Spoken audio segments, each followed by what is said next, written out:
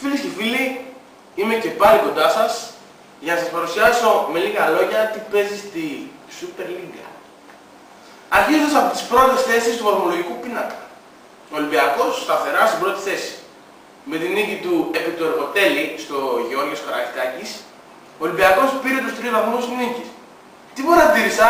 Ο Γκαλέτη ξύπνησε ρε μάνα. Για μένα μάγκες, ο Γκαλέτη είναι ένας ποιοτικός παίκτης, ο οποίος βέβαια στην αρχή ψιλοψόφισε, έτσι. Και δεν τα έδινε όλα, αλλά την Κυριακή είδαμε μια διαφορετική πλευρά του παίκτη. Την πλευρά της προσφοράς. Έδειξε ο άνθρωπος ότι μπορεί να προσφέρει, να δημιουργήσει φάσεις, να κάνει γκολ. Αλλά να σας πω κάτι. Ο Γάβρος, ό,τι παίκτη και να φέρει, πάντα θα τις καπουλάει. Δεν έχει ανάγκη αυτός. Ο Κρατάκος, δόξα τω Θεώ, χρήμα έχει. Το Sky παίρνει ο Ολυμπιακός τα δέοντα. Μετά το θέμα στην Ευρώπη είναι που παίρνει τα ακατάλληλα. Πάμε στη δεύτερη θέση και Σκότα Ξάνθη. Θυμάστε τι σας έλεγα την προηγούμενη αγωνιστική για ορμές, κουλουπού. Βέβαια. Να τη Σκότα.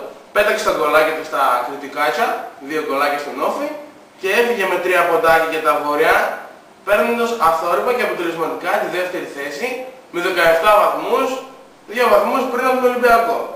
Τι να πω, από αυτή την ομάδα περιμένετε πολλά. Βέβαια δεν είχε και το πρόγραμμα να κάνει μέχρι τώρα, δηλαδή δεν είχε πολλά ντέρμπι. Αλλά περιμένω πολύ καλά πράγματα από την Ξάνθη όσο αφορά τη βαθμολογία. Βέβαια αποκλείω την έξοδο στην Ευρώπη, εντάξει, ας ηρεμήσουμε λιγάκι, υπάρχει Ολυμπιακός, Παναθηναϊκός, ΠΑΟΚ ο οποίος πάει πολύ καλά φέτος. Και πάμε και στον ΠΑΟΚ τώρα, ο οποίος συνεχίζει αίτητος στο πρωτάθλημα. Εδώ και 8 αγωνιστικές δεν έχει δεχτεί ούτε μία ήττα. Διάβασα ότι ο ΠΑΟΚ είναι η μόνη αίτητη ομάδα στην Ευρώπη. Μπήκε λοιπόν στο καφτατζόγλιο ο ΠΑΟΚ, δυναμικότατα, και στο 4ο λεπτό πέφτει, τι πέφτει, καμπάνα, πέφτει το πέναλτι. Γιατί πότε βρήκε η διαιτησία να αδικήσει τον ΠΑΟΚ και όχι αυτό, να ευνοήσει τον Ηρακλή που έχει να τον ευνοήσει από πέρυσι. Τον έδωσε στο 4ο λεπτό πέναλτι. Έλεος ρε, έλεος. Και πού να επιβιώσει ο ΠΑΟΚ από τα έκτροπα της διαιτησίας. Όμως χαλαρά, επιβίωσε. Ρε παλικάρια, πάντα ο ΠΑΟΚ θα βρίσκει τρόπο είτε στο 70, είτε στο 60, είτε στο 80 και θα επιβιώνει. Μην ανησυχείτε. Σιγά τώρα ο Κοντρέρας, ένας παίκτης τέτοιας κλάσης, να μην κάνει να πούμε τέτοιο πέναλτι. Πήγε να κάνει το τάγκλινγκ, πήγε να σηκωθεί και έπεσε κι ο άλλος τάχα μου και έδωσε το πέναλτι που σταμάτησε. Μας άικατσε και τα ραμά. Δεν μας άικατσε. Λοιπόν, κοίτα διαιτητή για ντέρμπι τώρα.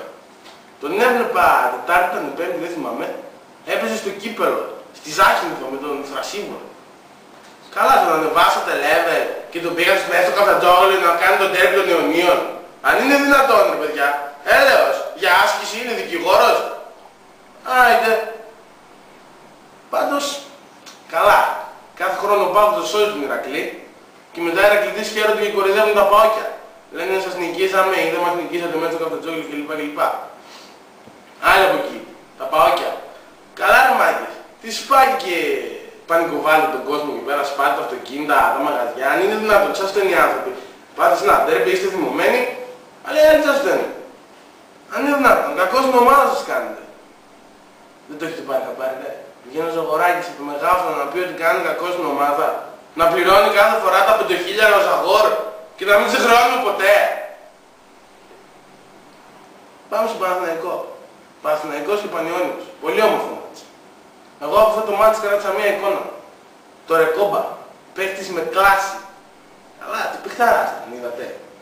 Τι συμπεριφορά, τι κορπάκια. Στο τέλος ο Ρέπερ δεν τον άντεξε και πήγε και έδωσε κίτρινη στον Στογιάννοφ. Γιατί? Γιατί εκτέλεσε λέει το κόρνερ και ο Στογιάννοφ πήγε και πήρε την μπάλα ενώ νόμιζε ότι δεν το εκτέλεσε. Ένα βέρμα, ότι ο ίδιος φοιτητής δεν ξέρει τι έγινε. Τέλος πάντων, εγώ αυτό το κόρνερ είδα ότι ήταν μια χαρά κανονικό. Μια χαρά κανονικό. Αφήνει την μπάλα, τσουλάει, μια φορά όπως λέει και ο κανονισμός και πάει και στο Γιάννοφ και συνεχίζει το παιχνίδι. Αλλά βέβαια, είναι η φράση Don't touch Βάζελος. Πρέπει να πάρει και ένα πρωτάθλημα. Ποιος μπρόχνει διαιτησία, εμένα μπρόχνει, το Βάζελος μπρόχνει. Κομπλεξικά. Πάει και ΑΕΚ τώρα και νικάει τον Αστέρα στο 90 και στο 93. Χάρη και ο Θράμης, αχ, λέει να ακούσει. Αστιάκι, γεια σου ρε Δόνη με την ομάδα στη μεγάλη που χάνεις από τον Αστέρα Και πας στο 90 μου βάζει τον γκολ και στο 93 με επιθετικό φάουλ ο Τζιμπούρ σου κάνει το ψαλίδι και εντυπωσιάζει όλη την Ελλάδα. Πού πας ρε, πού πας ρε. Θα μας άμε εμείς αυτά. Γιατί ψαρώσετε εσείς με το ψαλίδι του Τζιμπούρ, δεν είδατε πόσο τράβηξε να πάρει. Δεν το είδατε. Και τώρα δεν είναι τίποτα οι αξίδες. Μια χαρά τώρα, δύο ομάδα με την νίκησε, κομπλεξικά. Και όταν χάνουνε, κατηγορούν τον ΠΑΟΚ, τον Ολυμπιακό και τις άλλες ομάδες που είναι από πάνω τους. Αλλά τέτοιοι είναι.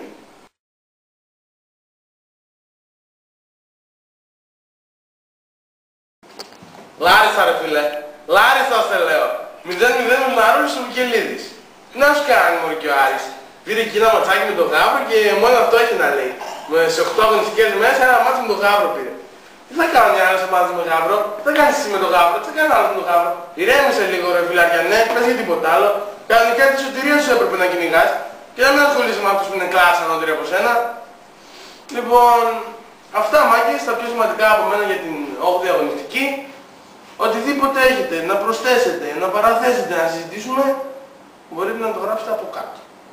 Post. Slow VX. Για να το πέντε ήταν και πολύ σπουδές. Η διαιτησία δεν ήταν και τρομακτικά αλλαγμένη. Ήταν πραγματικά για τον VIP. Και αυτά. Bye, GNS. Γεια σας.